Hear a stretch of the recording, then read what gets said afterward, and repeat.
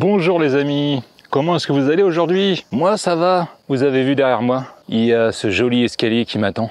Alors je vais commencer la journée par un watt, le seul que j'ai trouvé dans les environs qui est un peu en hauteur, qui devrait me permettre d'avoir une petite vue sur la ville, petite hein, parce qu'il n'est pas très haut, mais suffisamment normalement pour que je puisse un peu avoir une vision d'ensemble de Nan.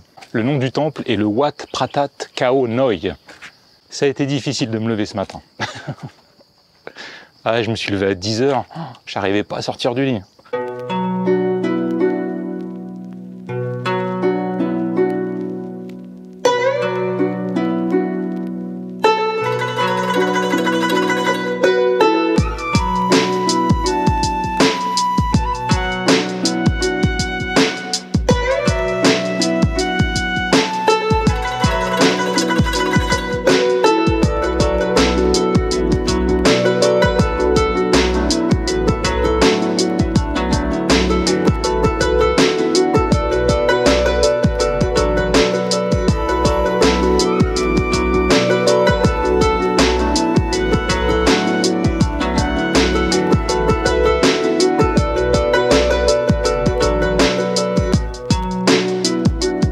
J'ai repoussé ce moment le plus longtemps possible.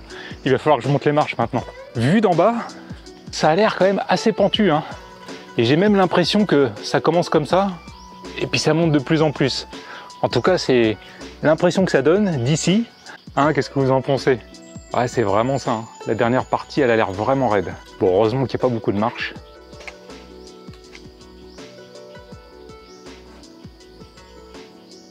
J'aurais dû prendre une bouteille d'eau. Ah, j'en ai marre d'oublier de prendre de l'eau sans arrêt, c'est pas possible ça. Ouais, effectivement, hein, ça monte de plus en plus. Enfin, je vais décéder. Il fait trop chaud là. Il n'y a pas un pet devant, il fait lourd, lourd. Allez, les dernières marches, enfin.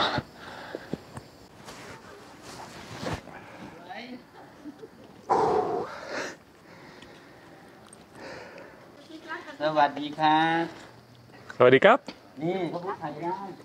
I come from France. Yes, Paris. Married? Married? No, single.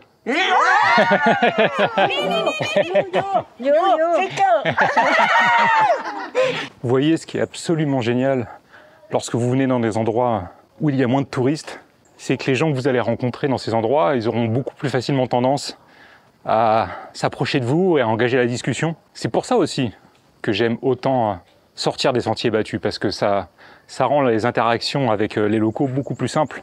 Et c'est beaucoup plus intéressant pour le coup, hein, forcément. Ah bah voilà, la vue sur Nan, on y est. Eh ben j'ai bien transpiré quand même, hein. Il était pas long cet escalier, mais il m'a bien donné chaud, hein.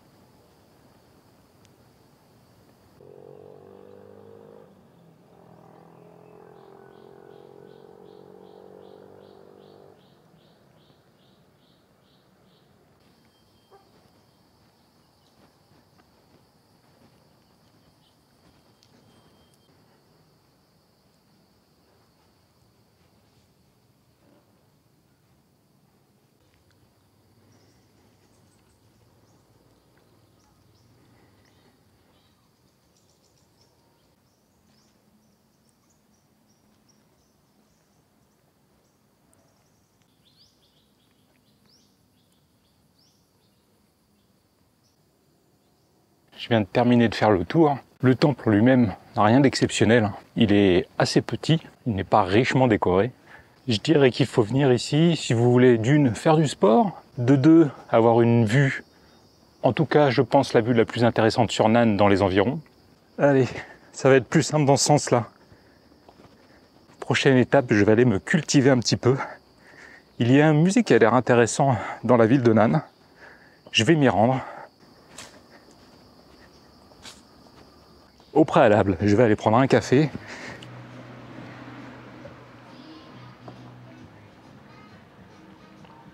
Ce petit café traditionnel thaï était vraiment excellent. 25 bahts. Alors ils le font avec un filtre ce café et il me semble que le mélange de café, il y a d'autres choses dedans. Et c'est vachement bon. Bien, alors je me trouve au musée national de Nan. Alors on a un petit parc devant. D'après ce que j'ai pu comprendre, le musée se trouve dans l'ancienne résidence du gouverneur de Nan, qui se trouve juste derrière moi. Eh ben, allons voir ce qu'ils ont de beau à nous proposer.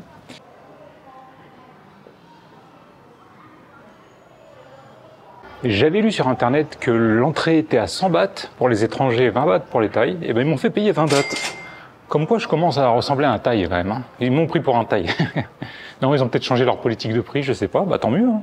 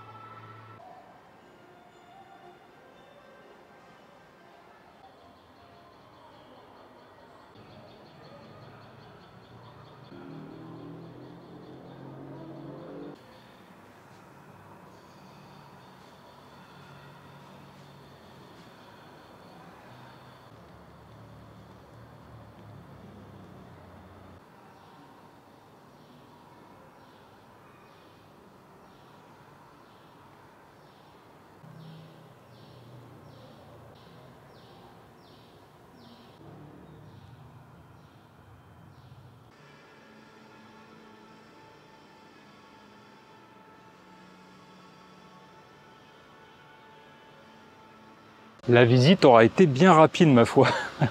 Normalement, il y a 2 étages. L'étage du bas est condamné, rénovation. Et le deuxième étage, il doit y avoir 6 ou 8 pièces en tout. Il y en a 2 qui sont condamnées également pour rénovation. Ce qui fait que j'ai eu accès à même pas la moitié du musée. Peut-être pour ça que j'ai payé que 20 bahts au lieu de 100. Hein. C'est incroyable. Partout où je vais, il y a toujours des trucs qui sont fermés. J'ai jamais accès à l'intégralité du truc. C'est fou. Alors soit j'ai pas de veine, soit vraiment c'est la période maudite quoi. Juillet-août, c'est vraiment le moment où il faut pas venir en Thaïlande hein, si vous vous intéressez un peu à la culture et aux parcs nationaux. Ça me fait chier de le dire, mais c'est le cas, hein, vraiment. Hein. J'aurais quand même appris des trucs dans ce musée. J'ai appris que la province de Nan avait été un allié indéfectible du royaume de Siam pendant très longtemps. Ils ont participé à des guerres communes, ont envoyé des soldats, des éléphants de guerre pour combattre les Birmans. J'ai oublié les autres, mais bon, bref, toujours fidèles. Et pour les remercier, généralement, les rois de Siam leur laissaient les pleins pouvoirs chez eux et ne se mêlaient pas de leurs affaires jusqu'à la fin du 19e siècle. À ce moment-là, des gouverneurs sont partis de Bangkok un peu partout en Thaïlande pour gérer les affaires et les autorités locales ont perdu beaucoup de leur pouvoir jusqu'en 1932, moment où la Thaïlande est devenue démocratie constitutionnelle. C'est assez intéressant, hein. C'est dommage que le musée soit en partie fermé parce qu'il est vraiment bien fichu. Tout est traduit en anglais et pour une fois, plutôt bien traduit en anglais. Vous pourrez voir également des statues de Bouddha en bois et en métal et voir les différents styles qu'on pratique ici, qu'on a pratiqué ici, en fonction des périodes, en fonction des envahisseurs, car la province de Nan a été envahie par les Birmans, par le peuple Lana également. Et à chaque fois, ça a apporté des modifications dans le style des statues pour finalement aboutir au style qui est propre à Nan, qui a un peu fait une espèce de synthèse de tous ces styles-là. Si jamais vous venez à Nan en saison haute, je vous conseille de venir faire un tour dans ce musée. Quand ils auront tout refait, vous aurez accès à beaucoup plus de choses que moi, bande de vénards, et vous paierez sûrement plus cher. Bien, j'ai une autre vieillerie à aller voir, pas très loin d'ici. Je vous explique ça dès que j'arrive sur place. Je suis venu voir les anciens remparts.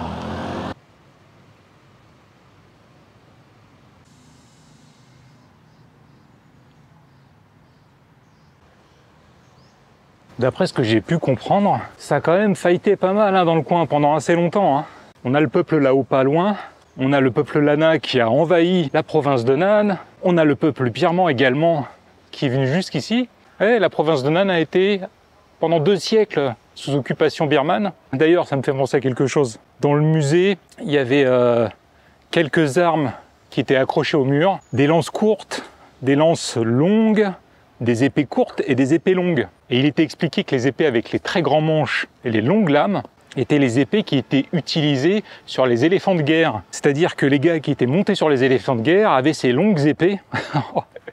Ah, ça devait être terrifiant. Et oui, parce qu'il ne faut pas oublier que ici, l'éléphant pendant très longtemps a été un outil de guerre. Alors je vous laisse imaginer, hein, quand vous avez une rangée de 100 ou de 200 éléphants équipés avec des gars montés dessus, ces longues épées là qui vous foncent dessus, je pense qu'il y avait de quoi franchement faire dans son froc, hein. D'après ce que j'ai pu comprendre en lisant le panneau à l'entrée, ce qu'on voit ici est finalement une restauration de l'ancienne muraille. Ils ont retrouvé juste les fondations et apparemment sous les fondations, ils auraient retrouvé des traces d'une muraille encore plus vieille. Donc ça fait un bout de temps qu'ici, on essaye de se protéger des envahisseurs.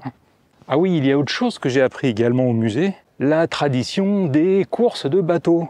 Ils ne l'ont pas expliqué en détail, ils l'ont juste évoqué sur un panneau, et finalement, ça a fait écho avec ces bateaux que j'ai vus dans les temples que j'ai visités hier. Apparemment, c'est quelque chose de bien spécifique à Nan et sa province. Ça existe peut-être ailleurs en Thaïlande, mais en tout cas, ils ont insisté là-dessus dans le musée. Et puis, c'est bien la première fois que je visite des temples dans lesquels je peux voir ces longues embarcations là. J'avais jamais vu ça encore avant, donc ça confirme bien que c'est propre à la région. Dernière chose que j'ai pu voir au musée, c'est la défense en ivoire noir. Alors c'est un bien extrêmement précieux qui appartient à Nan et à ses habitants depuis des centaines d'années. Un bien inestimable, voilà, je cherchais le mot. Alors il donne une rapide explication de l'origine de cette défense. J'ai pas tout compris, j'ai compris qu'il y avait un roi qui était malade ou envoûté, je ne sais quoi, et qu'il fallait que la défense reste enfermée dans sa maison. Bon, c'était pas très clair. Et une fois que ce roi est mort, la défense est devenue le bien de tous. Bah, ivoire noir quand même, hein. C'est pas tous les jours qu'on voit ça. Moi, je ne savais même pas que ça existait. Vous voyez, on a encore un bateau ici. Bon, celui-ci est beaucoup plus petit, mais dans l'enceinte d'un temple. Je suppose que ces courses de bateaux doivent sûrement coïncider avec des fêtes religieuses. Vous avez vu les temples que j'ai visités hier, quand même, ils sont chouettes, hein. Alors le troisième, c'est le plus important de tous, il me semble. C'est un temple royal, mais il est en rénovation. Et puis finalement, il a beaucoup moins de choses à montrer que les deux précédents que j'ai été voir. Par contre, quand on rentre à l'intérieur, on se rend bien compte que ce temple est très vieux. Les peintures, la façon dont les murs ont été construits, vous savez, c'est pas comme les murs modernes, quoi. C'est pas parfaitement droit, tout est un petit peu de travers, les piliers. On sent que ce temple-là a bien vécu. D'ailleurs, c'est un temple royal, donc on est dans la catégorie des poids lourds. En revanche, visuellement, les deux que j'étais voir avant, là, le temple qui était complètement doré et puis le temple complètement blanc, moi, mon préféré, c'est le temple complètement blanc. Alors, je vous remettrai le nom en dessous, hein. Désolé, j'ai oublié, j'arrive pas à me souvenir du nom des temples, c'est impossible, il y en a trop, et puis ça sonne toujours pareil pour moi, désolé. Ce temple-là, blanc, était vraiment chouette. Et vous avez vu, il y avait des espèces de petites chaînes tendues à l'entrée du temple, qu'on doit écarter pour pouvoir pénétrer à l'intérieur. J'avais jamais vu ça encore, alors ça a sûrement une signification, mais laquelle, je ne saurais pas vous dire.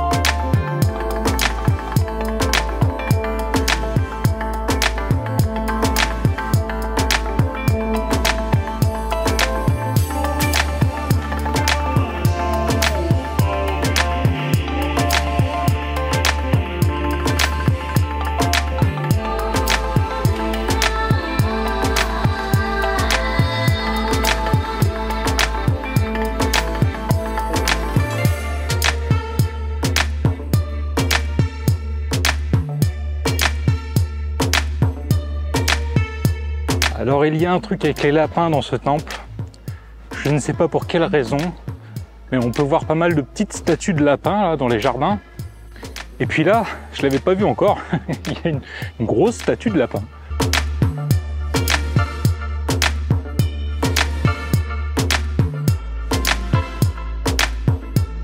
On est au pic de la chaleur. Là, il doit être 14 h et tout le monde est en train de comater. Ils sont tous à l'ombre, à moitié endormis. Il n'y a que moi, le seul crétin, là, à faire le tour du temple, en plein soleil. Ah, il fait chaud aujourd'hui, hein. Je sais pas ce qui se passe là, mais cette chaleur m'a épuisé. Et il est temps de retourner à l'hôtel. Bien évidemment, il y a d'autres temples à voir dans Nan et aux alentours. Vous savez quoi? Je vous laisse les découvrir par vous-même. Vous venez et vous m'envoyez des photos des temples que j'ai loupés. Merci beaucoup.